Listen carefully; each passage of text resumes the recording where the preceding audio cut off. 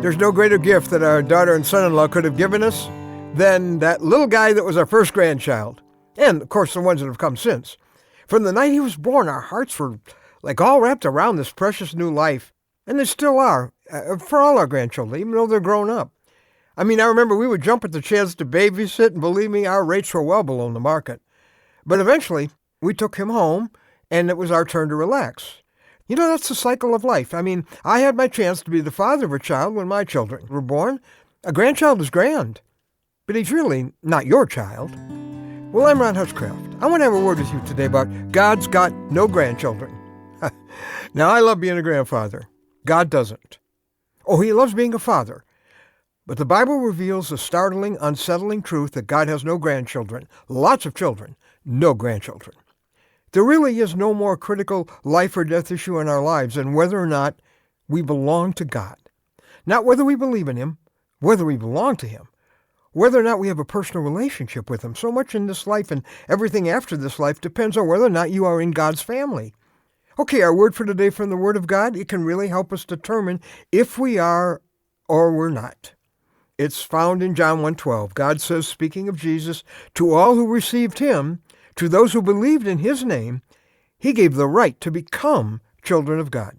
Now notice, we're not automatically born a child of God.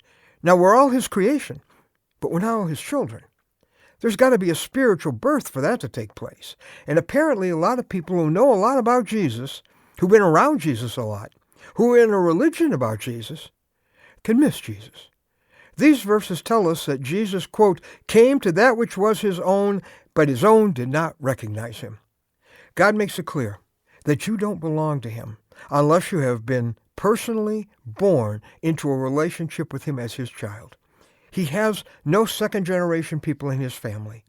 You won't go to heaven because your mom or dad belongs to Jesus, or because your son or daughter does, or your husband, or your wife. You're not God's child just because you've been around God's children your whole life, even if you've been acting like one of God's children. My daughter is my daughter for one simple fact.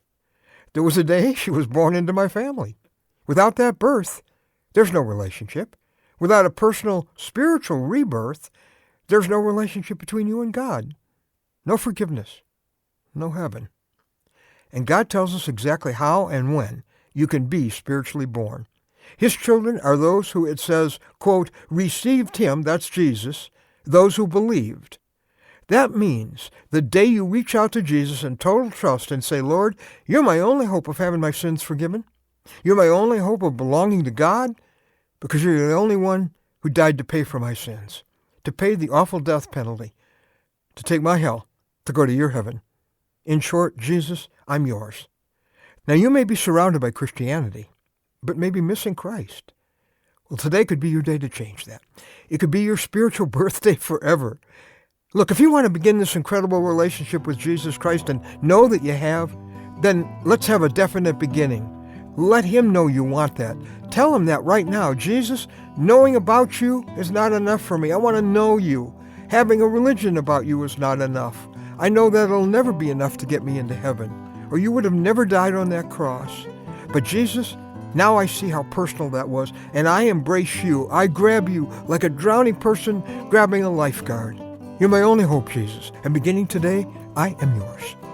Listen, to help you know you belong to him, would you please go to our website today? You'll find some things that will really help you be sure. That site is anewstory.com. That's anewstory.com. All these years, beneath all the Christian words and Christian activities and maybe even masks, you've known in your heart that someone was missing, and it's been Jesus all along. But that's about to end if you give yourself to him. And then when God opens his family album on Judgment Day, the one with no grandchildren, there you'll be, a child of God, born this very day.